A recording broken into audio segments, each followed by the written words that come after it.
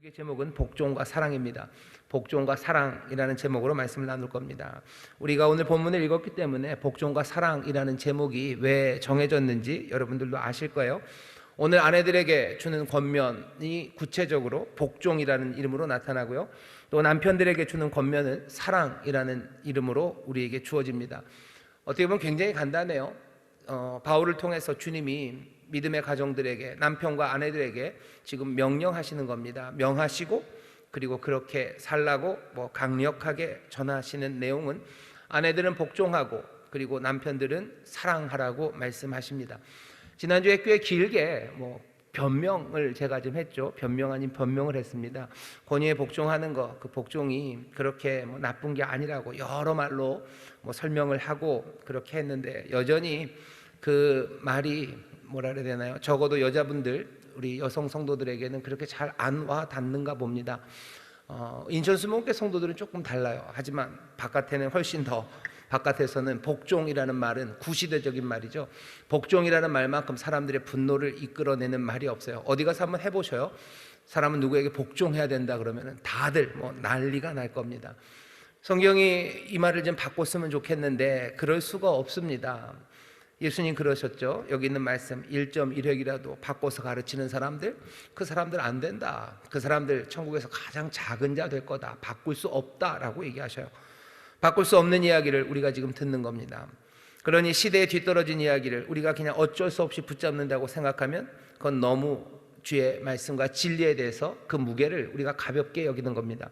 먼저는 귀 기울여 한번 들어보시죠. 주께서 우리에게 하시는 말씀이 그렇게 우리가 반대할 만한 거고 시대에 뒤떨어진 거고, 그래서 이 주어진 말씀을 괄호로 놓고 아니면 다른 방식으로 해석해야 되는지, 그렇지는 않을 겁니다. 자, 먼저 아내들에게 뭐라고 권면하는지 들어보시죠. 아내들이여 자기 남편에게 복종하기를 주께 하듯 하라 라고 되어 있습니다. 제일 중요한 건 복종이라는 말은 뭔지 알겠어요. 하지만 설명 하나가 붙는 게 주께 하듯 하랍니다. 주께 하듯 하라는 말을 사람들이 딱 붙잡고서 보통은 약간 좀 나쁜 남편들이죠. 약간 나쁜 남편들이 그렇게 얘기합니다. 주님을 대하듯이 남편을 대해야 된다고. 주님을 어떻게 대하는데 남편을 주님 대하듯 합니까?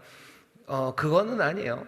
남편에게 복종하기를 주께 하듯 하라라고 했는데 그 말이 꼭 남편을 대할 때 주께 하듯, 주님 대하듯 남편을 그렇게 대하라는 말처럼 들리고 또 그렇게 하라고 권면할 수 없습니다.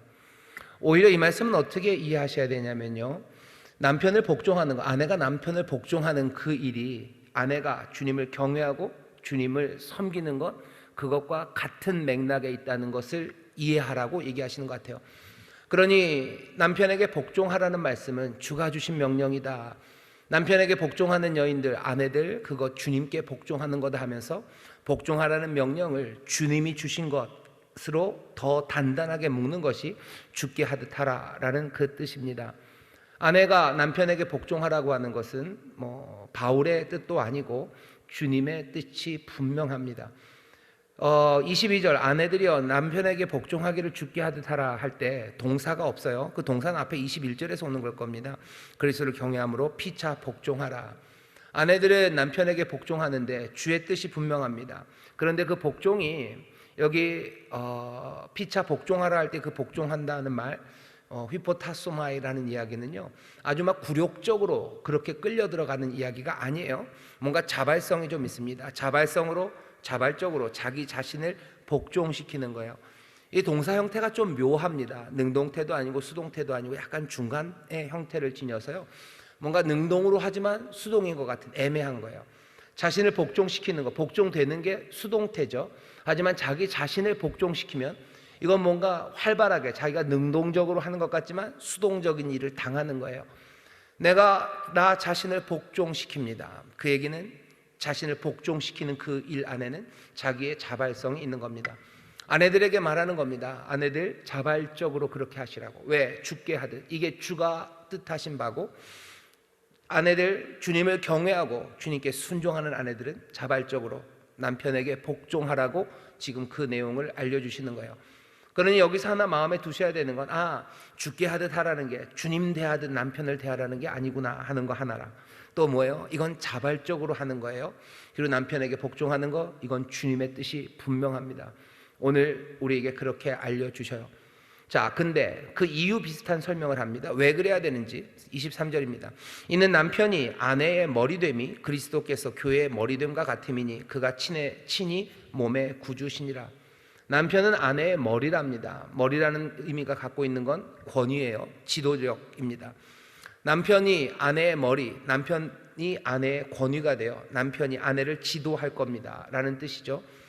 교회에서 그리스도가 교회의 머리 된 것처럼 그리스도가 교회의 머리라는 뜻도 마찬가지죠. 교회를 다스리고 또 교회를 지도하는 그 능력과 권세가 그리스도에게 있는 것처럼 아내를 지도하고 또 아내에게 권위가 있는 건 남편의 몫이다 라고 말합니다. 머리라고 되어 있는 이 케팔레이라는 뜻이요, 성경에 있는 헬라어 단어들을 참 많이 연구를 하는데 최근에 적어도 한 몇십 년 동안에 이 케팔레이만큼 연구가 많이 된 말이 있을까 싶을 정도로 케팔레이라는 이 머리라는 단어가 헬라 시대, 헬라어죠. 그 당시에 있는 모든 문헌들이 다 속속 샅샅이 다 드러났어요. 왜 그러냐면 여기 에베소서에 있는 이 말씀이 사람들, 특별히 교회 안에서 굉장히 많은 갈등을 만들어내기 때문입니다. 명령은 분명한데, 그리고 삶에 적용되어야 되는 것들 아주 실천적인 명령인데 그것이 우리가 갖고 있는 문화와 잘 맞지 않기 때문이에요. 그래서 이것들을 연구를 참 많이 했습니다. 그래서 사람들이 발견해낸 어쩌면 설명 중에 하나가 머리라고 되어 있는 케팔레이가 꼭 무슨 그 위에서 권위를 가진 게 아니라 머리라는 뜻이 원천 이런 의미가 있어요. 그러니까 시냇물이 흐르죠. 시냇물이 흐르면 시냇물의 머리는 어디입니까? 머리는 그 그 물이 흘러나오기 시작하는 거기가 머리가 될 수 있어요. 만약에 큰 강이 갈라진다면 그 머리는 어디요? 갈라지는 거기가 머리가 되겠죠. 그럼 물의 머리, 그런 식으로 케팔레이가 원천 아니면 근원, 그런 뜻을 가지는 의미가 분명히 있습니다. 그래서 어떻게 생각하냐면요, 남자가 여자의 머리라는 게 권세를 가진 게 아니라 창세기에 있는 것처럼 남자에게서 여자가 그냥 나왔다라는 뜻, 그 정도 얘기하면 남자의 권위, 남편의 권위, 이런 것들에서 조금 비껴갈 수가 있어요. 비껴갈 수가 있고 그냥 근원이다라는 정도 이야기만 하는 것. 하지만 그것이 여기 있는 이 본문의 어쩌면 문화적인 껄끄러움을 다 해결하지 못합니다. 여전히 머리는 권위라는 뜻이 더 지배적이에요. 그리고 에베소서 안에서도 머리라는 의미는 물론 근원이라는 뜻으로도 에베소서 안에서도 케팔레가 사용되지만 더 분명하게는 권위라는 뜻으로 사용이 됩니다. 남편이 아내의 머리다라는 이야기는 피할 수가 없어요. 그건 분명히 권위를 가리키는 말입니다. 받아들이기가 어려울 것 같으셔요. 여자들은 왜 남자가 여자의 머리입니까? 일단은 주님이 그렇게 얘기를 하셔요. 억울한 마음이 있으신 분들은 조금만 좀 기다려 주십시오. 조금만 기다려 주셔요. 왜 그러면 머리라는 이야기를 하십니까? 사람들은 그렇게 얘기해요. 바울이 에베소 이 성경이 쓰여져 있는 당시의 가부장적인 문화, 그 문화를 그대로 받아들이고 그 문화를 강화시킨 거라고 얘기합니다. 바울은 그러니까 그 문화에서 그냥 말하는 그대로 그 당시에 남자가 여자의 머리였기 때문에 그냥 그 얘기하는 거다라고 얘기를 하고, 아니 그것보다도 더 악랄하게 가부장적인, 어쩌면 그리스도적이지 않은 그 얘기를 바울이 신학적인 것들로 더 강화시키는 나쁜 일을 했다고들 말하는 사람도 있어요. 하지만 바울은 그런 사람 아닙니다. 그리고 성경이 우리에게 알려주는, 바울이 자기 생각 얘기하는 거 아니죠. 바울을 통해서 우리에게 전해지는 성경의 생각은 우리가 생각하는 것보다 훨씬 더 급진적이에요. 이 당시의 가부장제에 대해서 고개를 끄덕이지 않습니다. 이 당시의 문화가 말하는 것에 함께 따라가려고 하지 않아요. 아주 극적인 예 하나가 고린도전서 7장 4절입니다. 제가 고린도전서 7장 4절을 읽어보겠습니다. 아내가 자기 몸을 주장하지 못하고 오직 그 남편이 하며, 이 얘기는 뭐냐면 성관계에 관한 이야기예요. 아내가 자기 몸을 주관하지 못해요. 누가 하는 겁니까? 오직 그 남편이 합니다.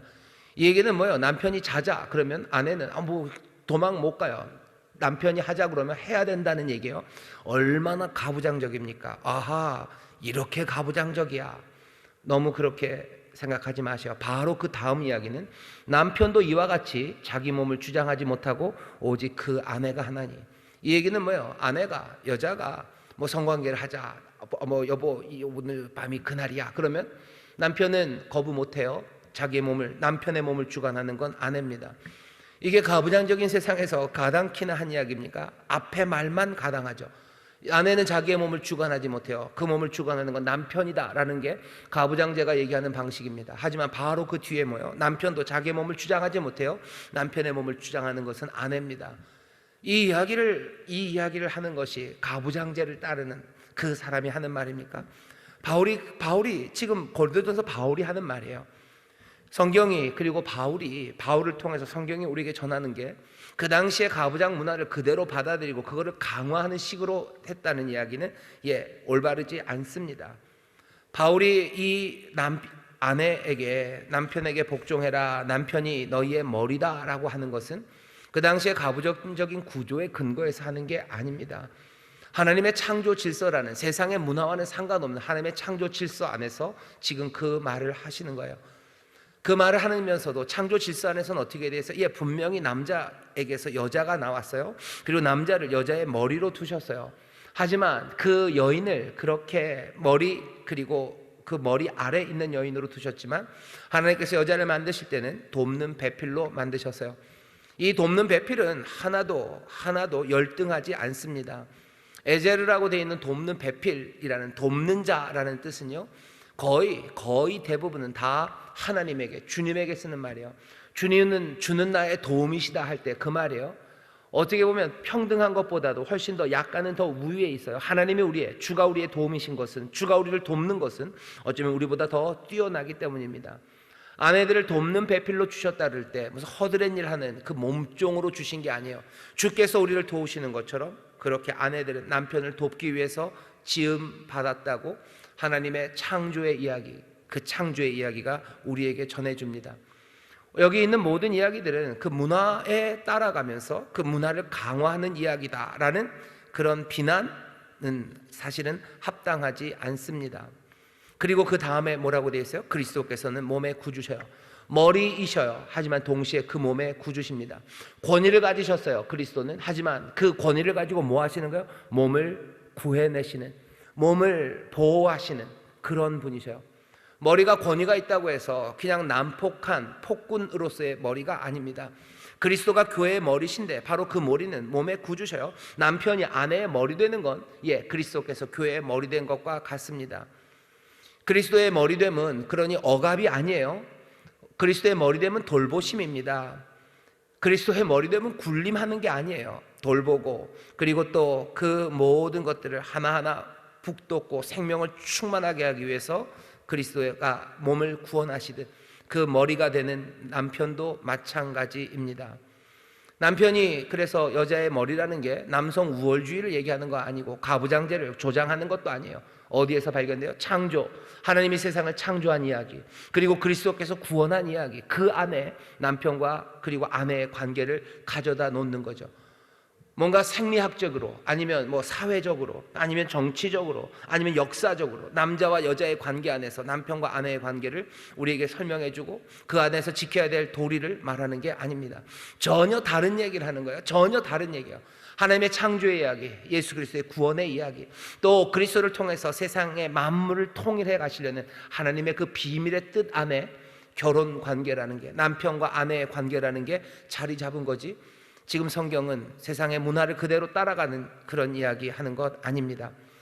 아내들은 그렇게 복종하는 거예요. 그렇게 머리된 남편에게 복종하라고, 죽게 하듯 하라고, 이게 주의 뜻이라고 분명하게 말씀하십니다.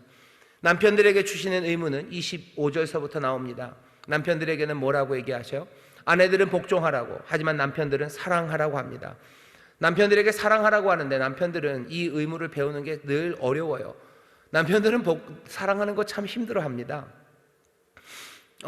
이 당시에 바울이 이 에베소를 썼던 당시에 꽤나 유명한 철학자들, 스토아 이런 사람들, 남편들에게 어떻게 권면하냐면요, 그때도 남편들에게 아내를 사랑하라고는 합니다.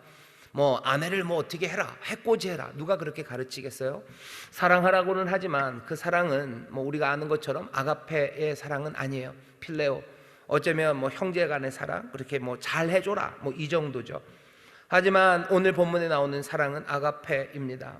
자기 자신을 희생하는 강렬한 사랑이요, 강력한 사랑입니다. 그 사랑으로 남편들은 아내를 사랑하래요. 도망갈 수 없습니다. 뭐라고 되어 있어요? 그리스도가 교회를 사랑하신 것처럼입니다. 읽어볼까요? 남편들아, 25절입니다. 아내 사랑하기를 그리스도께서 교회를 사랑하시고 위하여 자신을 주심같이 하라. 그리스도가 교회를 사랑하신 것처럼입니다. 그리스도가 교회를 어떻게 사랑했는지 우리가 압니다.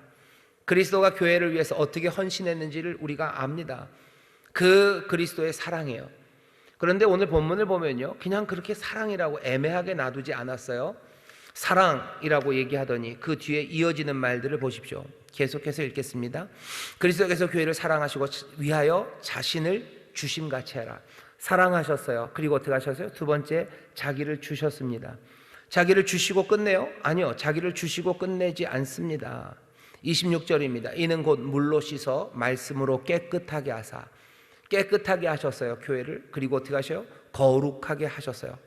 그 다음 27절에서부터 보시면 자기 앞에 영광스러운 교회로 세우사 티나 주름 잡힌 것이나 이런 것들이 없이 거룩하고 흠이 없게 하려 하심이니라. 이와 같이 남편들도 자기 아내를 사랑하기를 제 몸같이 할지니 자기 아내를 사랑하는 자는 자기를 사랑하는 자니라. 5개 단계예요. 이 주님이 그리스도가 교회를 사랑하십니다. 자기를 내어주십니다. 깨끗하게 하셔요. 그리고 거룩하게 하셔요. 그리고 자기 앞에 영광스럽게 세우게 하셔요. 5가지를 그냥 쭉쭉쭉쭉 얘기하셔요. 그리스도가 교회를 위해서 하신 일입니다. 그 일들이 뭔지 남편들은 봐야 돼요. 사랑하시죠? 사랑하셨다. 뭐 사랑하셨어요. 영원히 사랑하시는 사랑입니다. 영원한 사랑으로 사랑해요. 그리고 저는 그것은 구체적으로 나타납니다. 자신을 주셨어요. 자신을 주신 일은 우리가 딱 콕 집어서 말할 수 있습니다. 그리스도가 교회를 위해서 자신을 주신 것, 십자가에서 피 흘리시고 자기를 찢어서 생명의 떡으로 그렇게 대속의 제물로 우리에게 자신을 주셨습니다. 십자가에서 자신을 우리에게 주신 예수 그리스도예요. 남편들은 아내를 사랑합니다. 어떻게? 그리스도가 사랑하신 것처럼 사랑해요. 어떻게 사랑하셨는데요? 사랑하셨고 그리고 자신을 내어주셨어요. 그 다음에 어떻게 하십니까? 그리스도는 깨끗하게 하셨어요. 물과 말씀으로 깨끗하게 하셔요. 그리고 거룩하게 하셔요. 이 모든 것들이 십자가의 목적입니다. 사랑하셔요. 그리고 십자가에서 모든 것들을 다 내어주시고 또 그 십자가를 통해서 깨끗하게 하시고 거룩하게 하셔요. 거기서 멈추지 않습니다. 자기 앞에 영광스러운 모습으로 세우기 위하여 끊임없이 은혜를 베푸시고 그리고 또 그 삶을 온전하게 키워가기 위해서 할 수 있는 모든 일들로 늘 함께 하시며 지키시며 아름답게 하는 그 일들을 그리스도가 교회를 위해서 하셔요. 남편들은 아내를 사랑할 때 그러니 어떻게 하셔야 돼요? 영원한 선제적인 사랑하셔야 돼요. 그리고 기억하셔야 돼요. 십자가의 사랑을 기억하셔요. 남편들은 아내를 사랑합니다. 아, 사랑하면 되지. 낭만적인 사랑, 여긴 그런 낭만적인 사랑에 관한 이야기가 없어요. 불꽃 같은 사랑에 관한 이야기도 없어요. 아쉽게도 무슨 최수종 씨가 해주는 이벤트의 이야기도 없어요. 여기 있는 이야기는요, 그냥 십자가의 이야기입니다. 그리스도가 교회를 사랑하시는 그 사랑이 십자가를 통해서 나타난 것처럼 십자가의 그 희생이에요. 자신을 몽땅 다 내어주는 거예요. 자신을 몽땅 다 내어주는 사랑은 그냥 뭐라 해야 되나, 무의미한 자기 희생 내지는 자해적인 사랑이 아닙니다. 내가 아내를 사랑하기 위해서 내가 희생을 합니다. 희생을 해요. 내가 희생하니까 됐다고 얘기할 게 아니에요. 그 희생은 깨끗하게 하기 위한 희생이죠. 거룩하게 하기 위한 희생이죠. 그리고 어떻게 해요? 자기 앞에 영광스러운 모습으로 세우기 위한 희생입니다. 난 너를 위해서 희생했으니까 됐다. 그 얘기는 안 돼요. 희생을 통해서 무슨 목적을 가지고 깨끗하게 하고 거룩하게 하고 영광스럽게 하기 위한 목적으로 희생하는 그 사랑이 남편에게 요구됩니다. 얼마나 어렵습니까? 얼마나 어렵습니까? 아내들이 남편에게 복종하는 것도 쉽지 않은 일이에요. 당연히 남편이 그리스도처럼 아내를 사랑하는 거, 이건 거의 불가능에 가깝습니다. 그렇게 어려운 요구를 지금 하고 있는 거예요. 아내는 복종하라는 이야기가 한 번에 훅 걸리기 때문에 거기서 턱 하고 멈춰지지만 사실은 턱 멈춰지는 건 그 뒤의 이야기입니다. 남편들아, 그리스도께서 사랑하신 그리스도의 사랑으로 누구를 사랑한다는 것, 그 일이 얼마나 어려워요. 그냥 애매하게 그렇게만 얘기해주면 이것저것 핑계를 댈 것 같아요. 아, 그리스도께서 사랑하시듯이 나도 너를 뜨겁게 사랑하고 나도 너를 영원히 사랑해. 뭐 그렇게 핑계를 댈 수 있을 것 같은데 그 핑계 못 대게 하는 겁니다. 사랑하시고 자신을 주시고 깨끗하게 하시고 거룩하게 하시고 그리고 영화로운 모습으로 자기 앞에 세우시는 그리스도의 사랑이요. 남편들은 아내를 그렇게 사랑하랍니다. 교회 머리가 되신 그분은 교회의 신랑이셔요. 그분은 교회를 짓밟지 않으십니다. 오히려 교회를 섬기기 위해서, 정말로 교회 자체가 영광으로 가득 차게 하기 위해서 희생하시고 끝까지 헌신하시죠. 마찬가지로 남편도 머리가 되었다는 것이 아내를 짓밟고 짓누르기 위한 것 아닙니다. 그 아내가 깨끗하고 거룩하고 영광스러운 모습이 되도록 해요. 어쩌면 그녀가 본연의 모습, 아니면 정말로 아름다운 모습, 정말로 거룩하고 그리고 뭐라고 해야 되나요? 흠이 없는 그 모습이 되도록 지키고 그리고 또 그 삶을 북돋아야 되는 것, 그것이 머리인 남편이 아내에게 해야 할 일입니다. 주께서는 그렇게 하라고 하셔요. 이런 이야기가 어디에 있습니까? 누가 남편의 사랑을 이렇게 말하는 뭐라 해야 되나, 카운셀러? 결혼 상담하는 사람이 있습니까?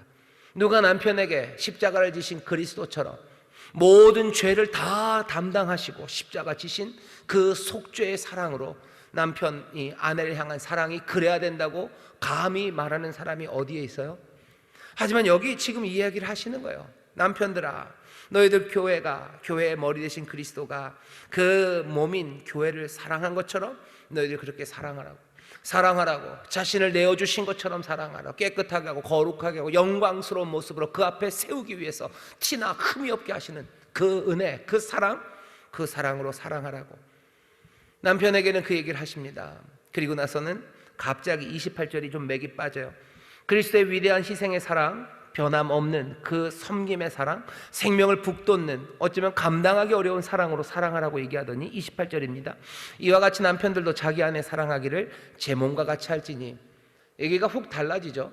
앞에는 뭐라고 되어 있어요? 그리스도의 사랑으로 사랑하래요. 근데 28절에서는 네 몸같이 사랑하랍니다.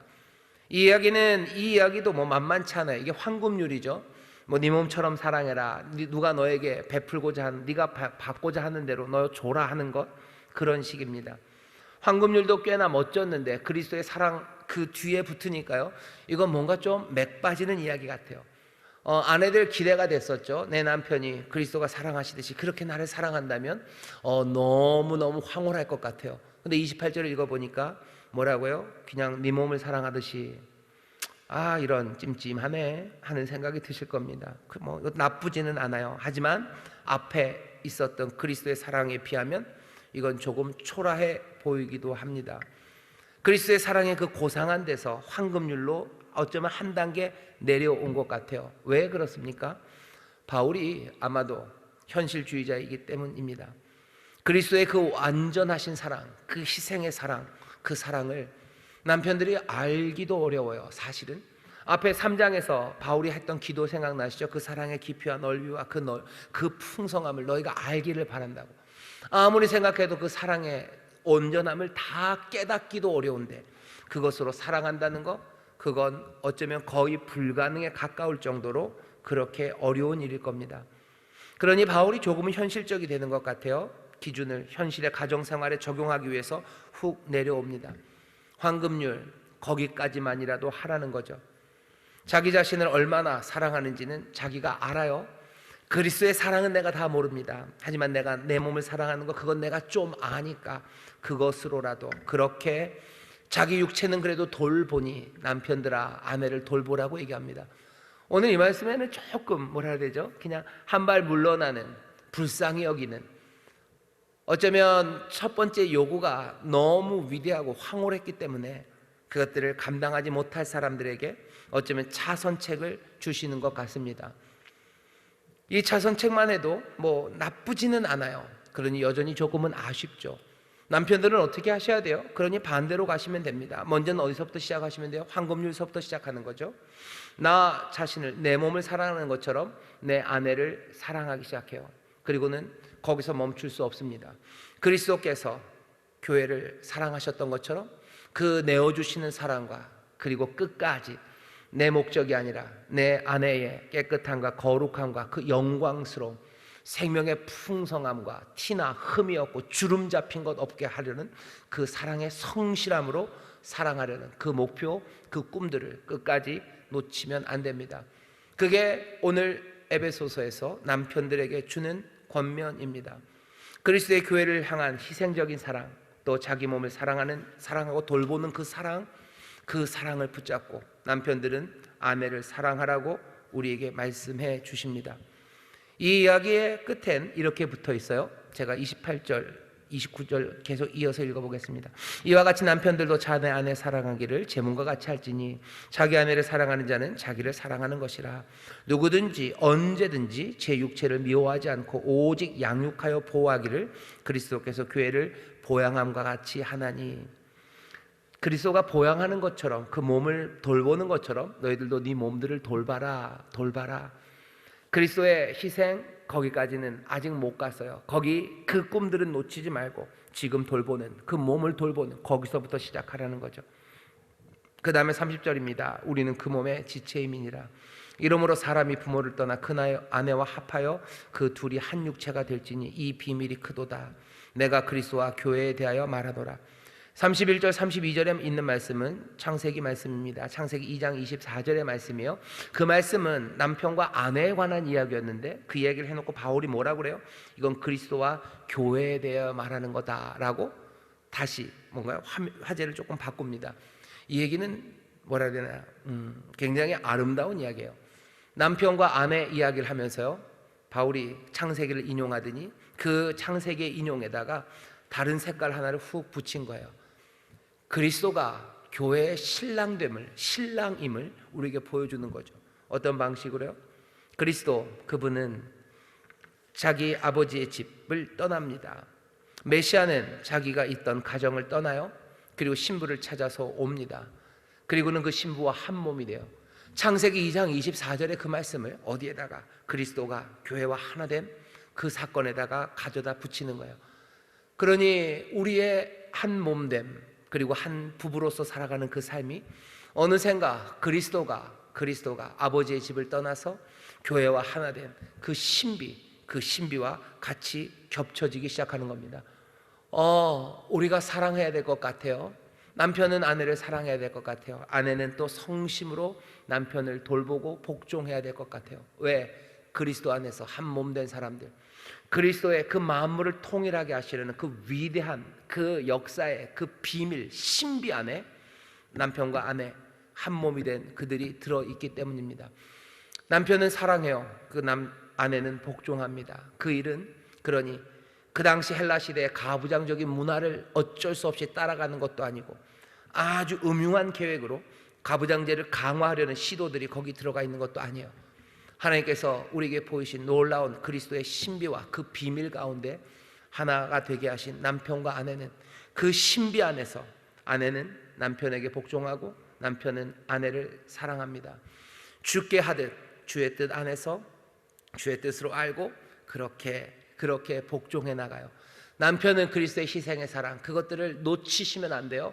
그리고 시작은 황금유서부터 내 몸을 돌보듯이, 왜? 한 몸입니다. 그러니 내 몸을 돌보듯이 아내를 사랑하기 시작하는 겁니다. 그게 바울을 통해서 주님이 남편과 아내에게 주시는 말씀이에요.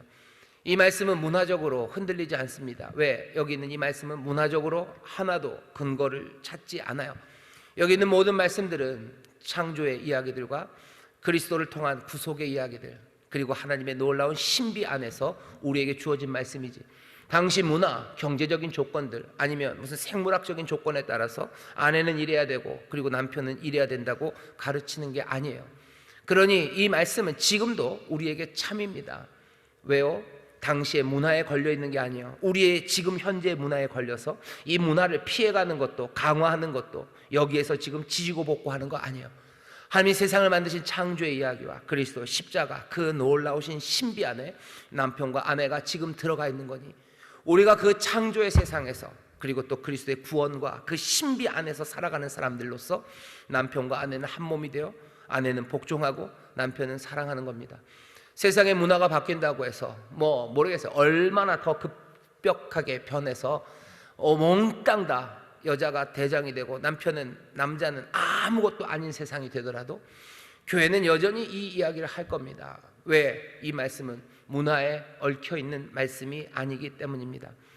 남편이 머리가 됐다는 거 기억하셔야 됩니다. 하지만 그 일들이 정말로 폭력적인 일이 될 수 없어요. 머리됨이라는 의미를 다시 한번 생각하셔야 됩니다. 여전히 조금은 찜찜하게 남아있는 게 있죠. 이상하죠. 사실은 남자들에게 명령하는 게 굉장히 어려운 일입니다. 그런데 남자들은 그 이야기를 듣고도 그냥 괜찮아요. 그 좋아요. 근데 여자분들은, 아내분들은 남편들에게 명한 것이 참 어려운 거구나 라는 생각이 들어도 복종하라는 얘기는 아직도 좀 싫어요. 좀 바꿔줬으면 좋겠어요. 남편들이 복종하고 나도 한번 그렇게 사랑하고 그거 했으면 좋겠는데 그렇게는 안 됩니다. 그렇게 안 돼도 됩니다. 몇 가지 마지막으로 아내들에게, 여자분들에게 드리고 싶은 말씀이 있습니다. 남편에게 복종하는 것이 뭔가 굴욕적인 삶이고 노예적인 삶이다라고 많이들 얘기하는데 그렇지는 않아요. 남편에게 복종하는 것이 참된 자유, 주 안에서 누리는 자유의 삶이 될 수 있습니다. 몇 가지를 설명드릴게요. 먼저는 복종하라라는 이 말이요, 남편에게 복종하라라는 이 말이 아내에게만 해당되는 건 절대 아닙니다. 21절 보셔요. 그리스도를 경외함으로 피차 복종하라고 되어 있어요. 이 피차에는 당연히 남편들도 마찬가지입니다. 남편들도 아내에게 복종할 겁니다. 남편들 아내에게 복종해야 돼요. 그 복종이라는 게 하는 말들을 뭐 다 들으라는 뜻은 아니에요. 하지만 남편도 아내에게 복종해야 됩니다. 그것이 남편의 의무예요. 왜? 모든 그리스도인들은 보편적으로 복종하는 의무를 갖고 있기 때문입니다. 모든 사람들이 해야 되는 복종을 이제는 아내들이 특별히 보여주는 거예요. 다른 사람들도 다 누구라도 그리스도의 사람들은 복종합니다. 하지만 아내들은 더 특별하게 복종하는 그 일을 맡겨주셨어요. 아내들 복종이 뭔지 좀 보여주십시오. 그래서 내 자녀들이, 아니면 내 남편이, 아니면 세상에 다른 직책, 다른 직위, 다른 무슨 포지션으로 살아가는 사람들이 도대체 복종이 뭔지 배울 수 있도록 아내들이 어쩌면 그 복종의 본이 될 수 있는 겁니다. 이 얘기는 자발적인 거예요. 히포타소마이, 자발적인 자기 자신을 복종시키는 거예요. 아내들을 지금 끌어오는 게 아닙니다. 끌어오는 게 아니에요. 운명을 받아들여라 라고 말하는 거 아니에요. 너희들은 어쩔 수 없는 존재다, 너희들은 복종할 수밖에 없다라고 얘기하시는 게 아니라 복종하라고, 너 스스로 자율적으로 그 일들을 받아들이라고 지금 우리에게 요구하시는 거예요. 책임 있는 결정을 내리라는 거죠. 이건 자유가 있는 사람들, 자유인에게만 가능합니다. 자유함이 있어요. 그러니 그 자유함으로 어떻게 하는가? 복종하라는 거죠. 자발적으로 그 일을 하라는 거죠. 자발적으로 그 일을 하는 사람들은 비참한 사람 아닙니다. 존엄한 사람들이에요. 어쩌면 자발적으로 복종하는 사람들은 오히려 더 존엄한 사람들입니다. 자발적으로 상대방에게 복종해요. 자발적으로 양보합니다. 자발적으로 다른 사람들에게 내게 명령하라고 말할 수 있는 사람들, 그 사람들의 삶이 비굴한 삶이 아니죠. 그 사람들의 삶은 존엄합니다. 반대의 사람들을 생각해 보면 금방 알 수 있어요. 나만 생각하는 사람이 있어요. 나만 생각하고 남 도와주고 남에게 협조하는 거, 그거 싫어하는 사람이 있어요. 내 멋대로 하고 싶어하는 사람이 있어요. 그 삶이 존엄한 삶이냐? 그 삶이 고상한 삶이냐? 그렇지 않습니다. 오히려 스스로 자기 자신을 남들에게 복종하고 또 스스로 양보하는 사람들, 그 사람들이 자기의 존엄과 자유를 보여주는 겁니다. 아내들에게 요구하는 복종하라는 이야기가 굴욕적인 삶으로, 그 굴욕의 삶을 운명으로 받아들여라 라는 그 비참함에 깔아뭉개는 이야기가 아니에요. 아내들 자유하며, 우리가 그리스도 안에서 남자와 여자가 없어요. 모두가 다 하나죠. 몽땅 다 존엄하고 몽땅 다 자유함을 함께 누립니다. 그 자유한 아내들에게 너 자신을 복종시키라고, 죽게 하듯 주가 명하신다. 그 삶을 살아가라고 우리에게, 모두가 다 피차 복종해야 되지만 아내들에게 특별히 이 일을 주신 거예요. 이 말이 여러분들에게, 우리 아내들에게 어떻게 위로가 될지 모르겠지만 적어도 주께서 우리를 자유 없는 사람, 존엄하지 않은 사람으로 대하시고 또 교회도 우리를 그렇게 생각하기 때문에 복종하라는 명령을 주었다. 아니, 이 오해는 하지 마시기를 바랍니다. 두 번째, 아내들이 복종하는 건 괴물에게 복종하는 거 아닙니다. 여러분들 정말로 그리스도의 사랑으로 사랑하는 사람들, 그 사람들에게 복종하는 거예요. 괴물에게 복종하라고 하지 않으십니다. 아내는 복종해요. 그 남편은 사랑합니다. 이건 이상이에요. 남편은 사랑하고 아내는 복종합니다. 아마 남편들이 그렇게 그리스도의 사랑으로 사랑하시고 자기를 내어주시고 깨끗하게 하시고 거룩하게 하시고 흠이 없게 티가 없게 영광스럽게 자기 앞에 세우는 그 사랑의 남편이라면 아내들이 복종하는 게 그렇게 억울하지 않을 겁니다. 억울하지 않아요. 억울하지 않아요. 가장 좋은 상황이죠. 좋은 상황이죠. 그런 상황에서는 아내가 남편에게 복종을 망설일 이유도 없어요. 남편들도 알아야 돼요. 아내들 남편에게 복종해야 된다는 말을 할 때는 알아야 됩니다. 언제 우리가 아내를 그렇게 사랑할 때 아내들이 나에게 복종할 것, 그거 알아야 됩니다. 문제는 이 이상적인 경우가 이게 뭐 닭과 달걀 같아요. 뭐가 먼저 시작이냐는 거예요. 아내가 복종하면 남편이 그렇게 사랑하는 거지. 아내가 나한테 이렇게 떽떽거리는데 내가 왜 사랑해? 제가 말씀드리면 그 순서는 아니에요. 아내가 복종하면 남편은 늘 그렇게 사랑하냐? 그렇지는 않습니다. 왜? 우리가 역사적으로 알아요. 아내들은 꽤나 오랜 시간 복종했어요. 어떻게 보면 자발적으로는 아니어도 복종했어요. 아니 어떤 여인들은 자발적으로 복종했는데, 그러면 남편들이 그리스도가 그렇게 사랑하시듯이 사랑했냐? 그건 아닙니다. 그럴 가능성이 좀 있죠. 아내들이 그렇게 복종하면 남편들이 사랑할 가능성이 있습니다. 하지만 그 가능성보다는 반대의 가능성이 더 높은 게 현실적인 것 같아요. 남편들이 아내를 그리스도가 사랑하듯이 그렇게 자기를 내어주고 깨끗하게 하고 거룩하게 하고 티나 흠이 없게 영광스럽게 자기 앞에 세우려고 사랑한다면, 그런다고 해서 아내들이 다 복종하는 것은 또 아닐 거예요. 뭐 할수록 양양이라고 사랑할수록 계속 깽깽대는 사람이 있을 수도 있으나, 이 반대의 경우 아내가 복종하기 때문에 남편들이 그리스도의 사랑으로 사랑하는 경우보다는 적어도 남편들이 그리스도의 사랑으로 아내를 사랑할 때 아내들이 자발적으로 복종할 가능성이 더 높을 겁니다. 논리적으로 증명되냐? 아니요, 논리적으로는 증명 안 돼요. 하지만 그럴 것 같아요. 왜 그럴 것 같습니까? 우리가 그리스도를 사랑하는 것보다, 우리가 그리스도를 경외하고 복종하는 것보다 그리스도의 은혜가, 그 사랑이 우리에게 먼저 왔기 때문이에요. 책임은 그러니 누구에게 먼저 있습니까? 구태여 따지자면 남편에게 있습니다. 그렇게 사랑한다면 복종하는 길이 열릴 거예요. 내가 내 아내를 정말로 사랑한다면 그리스도의 사랑으로 사랑해야 됩니다. 그리고서는 뭐라고 얘기하셔야 돼요? 아내들은 복종하는 거라고, 죽게 하듯 하는 거라고, 그렇게 조심스럽게 하지만 분명히 말할 수 있는 거죠. 이것만 해도 이상적인 경우예요. 그것도 안 되면 어떡합니까? 어쩔 수 없어요. 이 말씀이 먼저 들려진 사람, 이 말씀이 주의 명령으로 들려진 그 사람이 하는 수밖에 없습니다. 아내가 먼저 이 말씀이 주의 말씀으로 들립니까? 그럼 아내는 복종하기 시작하는 거예요. 남편이 아직은 그리스도의 사랑으로 나를 사랑하지 않더라도, 그 이상에 이루지 않았더라도 기다릴 수만은 없죠. 먼저 순종하는 거예요. 아내는 늘 복종하지 않아요. 아내는 늘 지멋대로요. 하지만 그리스도인 남편이 이 말씀을 먼저 듣는다면 어떻게 하셔야 돼요? 내가 그리스도의 사랑으로 다 깨닫지는 못하지만 그리스도의 사랑으로 사랑할 것을 꿈꾸고 그 목표를 잃지 않은 상황에서 황금률이 말한 것처럼 내 몸을 돌보듯이 그게 뭔지를 알기에 그 사랑부터 시작하는 겁니다. 누가 먼저예요? 누가 먼저입니까? 은혜 받은 사람이 먼저죠. 이 말씀을 영접한 사람들이 먼저죠. 아내들 기억하셔. 괴물에게 복종하라고 하는 거 아닙니다. 사랑하는 사람에게 복종하라는 거예요. 그렇다면 이 말씀이 그리 억울하지는 않을 겁니다. 남편들 아내를 사랑할 때 무슨 과감한 열정으로 사랑한다고 생각하지 마셔. 그리스도의 사랑으로 사랑하십시오. 뜨거운 열정이라는 거, 그 패션이죠. 패션은 역사상 결혼이라는 관계에 항상 위험한 거였지, 열정이 결혼 생활을 유지한다고 가르친 적은 한 번도 없어요. 뜨거운 사랑은 늘 결혼을 깨뜨립니다. 결혼의 위험한 요인이지 뜨거운 열정이 결혼에 복이 되는 건 없습니다. 남편들 그리스도처럼 사랑하셔요.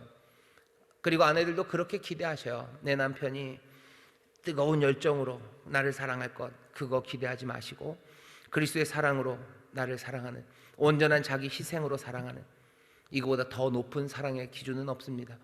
그렇게 사랑하는 남편을 내가 복종하는 것, 그건 그렇게 억울하지 않을 것 같아요. 섬기기 위해서 희생하는 거예요. 남편들 잘 들으셔야 됩니다. 내가 희생하고 사랑한다, 내가 희생했다라고 큰 소리 너무 치지 마셔요. 그 희생이 맹목적인 자해적인 희생, 그렇게 돼서는 안 돼요. 아, 내가 안 가면 되잖아, 그러니 내가 널 사랑하는 거야. 아니, 그렇지 않죠. 완성을 바라며요. 깨끗해지고 거룩해지고 티나 흠이 없이 영광스러운 모습으로 서는 아내를 위해서 내가 희생하는 거지, 그냥 내가 희생했다고 해서 내가 아내를 사랑하는 건 아닙니다. 복종과 사랑이라고 했어요. 하지만 결국은 복종, 아내는 복종하고 남편은 사랑하는 그 사랑은 결국 둘 사이의 사랑입니다. 왜냐하면 복종이 뭔지 우리가 알아요. 복종은 서브미션이라 그러죠. 서브미션, 제출하는 거예요. 나 자신을 누군가에게 내어주는 것, 그것이 복종입니다. UFC에서 서브미션 한다, 항복한다고 그러는데 서브밋 하는 거죠. 서브미션, 항복하는 것, 복종하는 것, 그것은 자신을 내어주는 거예요. 사랑은 뭔데요? 사랑도 헌신적으로 자기를 희생하고 내어주는 겁니다. 그리스도의 사랑 하면서 뭐라 해서 내어주신 사랑이에요.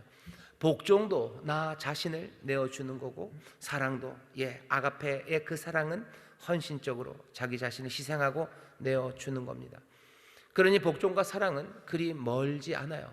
아내는 남편에게 자기를 내어주는 거고, 남편은 아내에게 자신을 내어주는 겁니다. 서로 자신을 내어주는 선물이 되는 거예요. 은혜가 되는 거예요. 그리고 그 가운데 둘은 하나가 됩니다. 우리가 주와 하나가 되는 것도 그렇게 되는 거죠. 주께서 우리에게 사랑으로 자신을 내어주셔요. 우리도 주께 항복합니다. 복종하며 우리가 주 앞에 내어드려요. 내가 그리스도 안에, 그리스도가 내 안에 함께 살아간다는 삶이라는 건, 여러분들 그게 무슨 물리적인 어떤 방식, 화학적인 방식이 아니겠죠. 은혜로 우리에게 자기 자신을 내어주시고 우리는 그 앞에 복종하며 내 삶 전체를 그 안에 드립니다. 그때 우리는 온전히 하나 되는 복종과 사랑, 이름은 그렇게 들려지고 사랑하시고 순종하신다고 하지만 결국은 그것은 사랑 안에서의 하나됨입니다. 하나님이 사랑이셔요. 성령은 그 사랑의 교통함을 이루시는 분이셔요. 성령이 그 은혜를 우리에게 가져다 주시고 또 성령의 도우심으로 우리 자신을 주께 순종하며 내어드리는 그 사랑의 교통함이 그리스도와 우리에게 있듯이, 그리스도와 교회에 있듯이 남편과 아내 사이에도 성령의 충만하며, 지지난주에 설명했죠. 성령의 충만함을 받아라. 명령은 성령의 충만함을 받아래요. 그리고 나오는 네 가지의 분사가, 그 중에 마지막 분사가 피차 복종하라 라는 분사입니다. 성령의 충만함이 우리로 피차 복종하게 해요. 성령의 충만함이 우리로, 아내는 남편을, 남편은 아내를, 서로가 서로에게 자신을 내어줌으로 하나 되게 합니다. 때가 악해요. 세월을 아끼셔야 됩니다. 자신을 내어주는 시간, 복종할 수 있는 시간, 그 시간 많지 않아요. 그 기회들을 잡으셔요. 아내들은 복종할 기회를 잡으셔요. 남편들은 사랑할 기회를 잡으셔요. 성령의 충만한 가운데 그 일을 살아가십시오.